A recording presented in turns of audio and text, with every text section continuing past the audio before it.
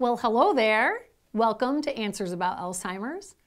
I'm the founder of Answers About Alzheimer's, Debra, and a certified master dementia strategist. I'll be educating you today on the excruciating symptoms of frontotemporal dementia.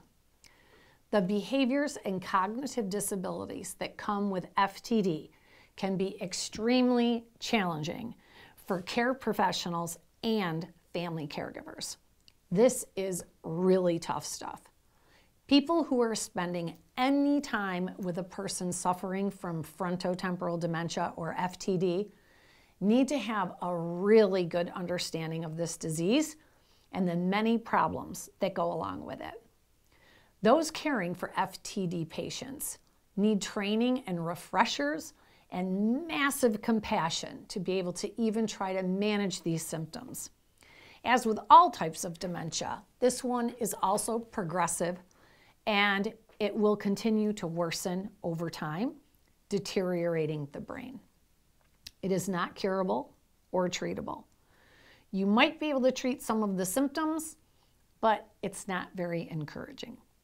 The best way to help treat or lessen the severity of symptoms is to get educated on combating behaviors and learn how to use alternative ways for communicating.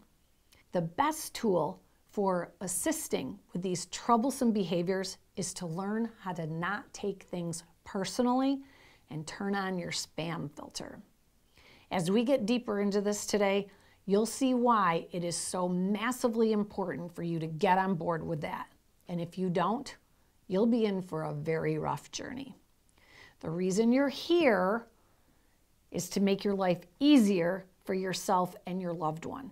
So hop on board, don't get left behind. You can do this. It takes commitment and it won't be easy, but what's the alternative? That decision is pretty much all on you. I can teach and educate, but in the end, it's all on you if you decide to use the information to your advantage. So take notes and revisit often. Watch all of my behavior and communication videos, and for God's sakes, watch the role play videos. Put on your suit of armor. Here we go together. Frontotemporal dementia appears to affect men and women equally and can begin after the age of 50. The average age of diagnosis is 58. But you can be diagnosed at any age after that as well. The life expectancy after diagnosis is approximately 7.5 years. Frontotemporal dementia can be hereditary, with approximately 40% of cases being diagnosed with a family history. If you have a previous history of a head trauma, this more than triples your risk of developing FTD. Triple. Dang. If your medical history shows thyroid disease, this makes you 2.5 times more likely to have frontotemporal dementia in your future. Just like the name implies, this group of brain disorders affects the frontal and the temporal lobes of the brain. The frontal lobe is located here behind your forehead and is responsible for planning and decision-making, judgment, reasoning, movement, social skills, speaking, deciphering what is appropriate or not, and self-control and self-soothing. Should I pause so that can sink in? So when I said before that you need to put your suit of armor on, are you suiting up? Let's list those again. And you should probably write this down this time. Their frontal lobe that is now damaged was responsible for planning and decision making, judgment, movement, social skills, speaking, deciphering what's appropriate and not appropriate behavior, self-control, and self-soothing.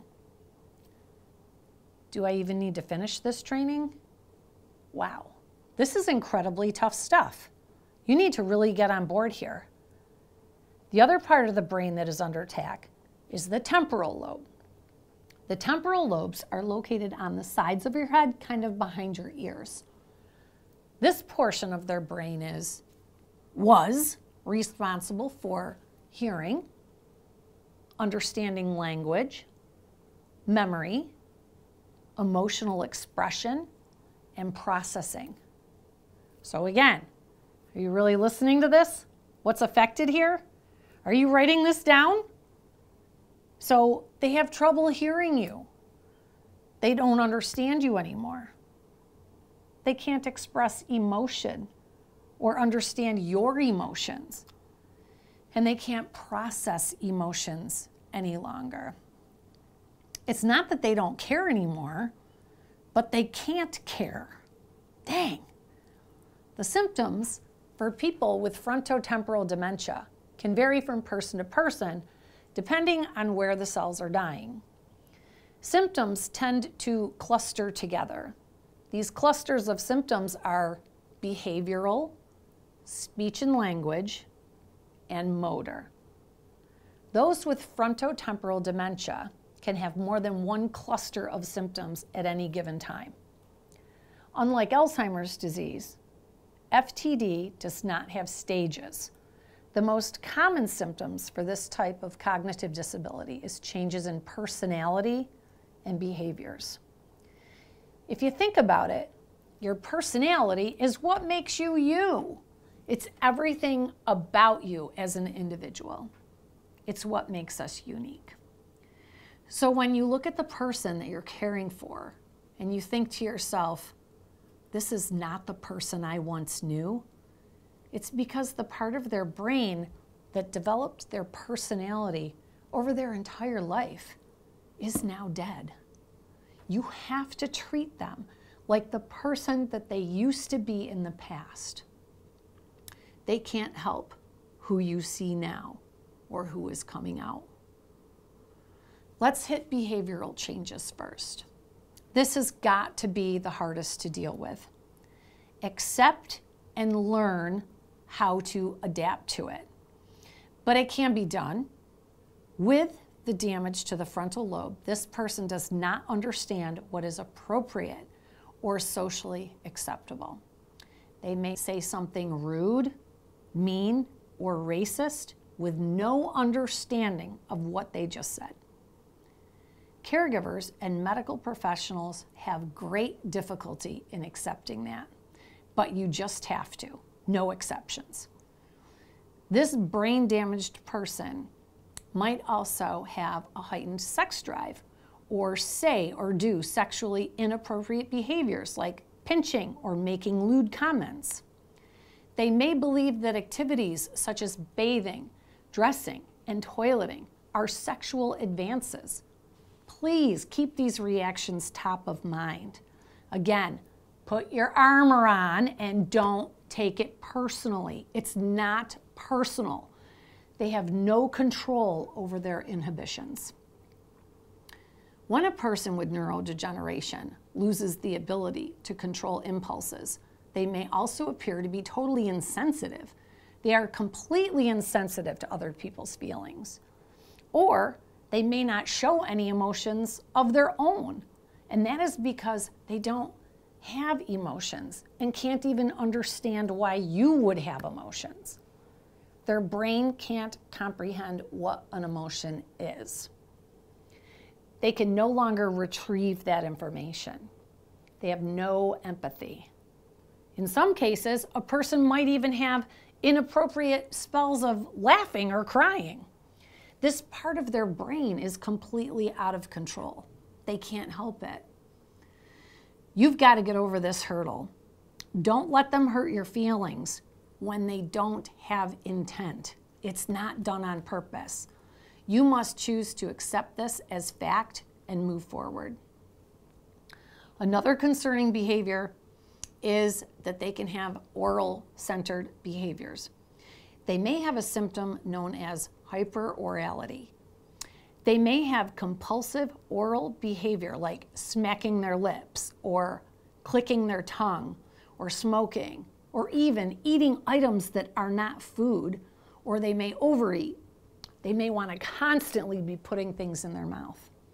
A person who has frontotemporal dementia can present with compulsive type behaviors like hoarding or repetitive motor reactions like clapping or tapping their feet or even pacing.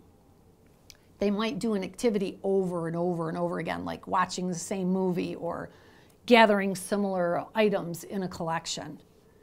When language is affected, this person may have problems knowing the meaning of words. They may not be able to put a sentence together in the correct order, and they may forget the names of familiar objects. Motor disorders are not as common, but this cluster of symptoms may appear as tremors, rigidity, muscle spasms, and they may also have muscle weakness.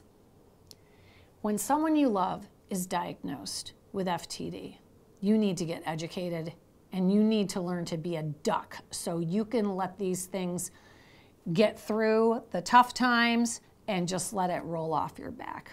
Remember, they can't help it. The brain in their head has actually shrunk. It's literally smaller in that skull. They still love you even if they can't show it. It's so hard, if not impossible, to turn off your feelings and put up your shield. If these continue to be too much for you to bear and you need to get some help for yourself, like counseling or therapy, this is really tough stuff. It's okay to ask or need some help. People who have had years of education and experience sometimes still need help. So if you need it, make sure you reach out. And I will always be there for you and your person. Keep watching, keep learning. That's how you'll stay sane. And I'm here for you. Together we can. I hope you liked that video. You know what? I really hope that you'll subscribe for me. All this is going to do is if you tap on this little subscribe button, all it's going to do is tell YouTube that you want your videos sent to your feed so that you know when we post a new video. It's actually not so much for you, it's more for me. YouTube loves it when you hit the subscribe button. So help me out. Click away.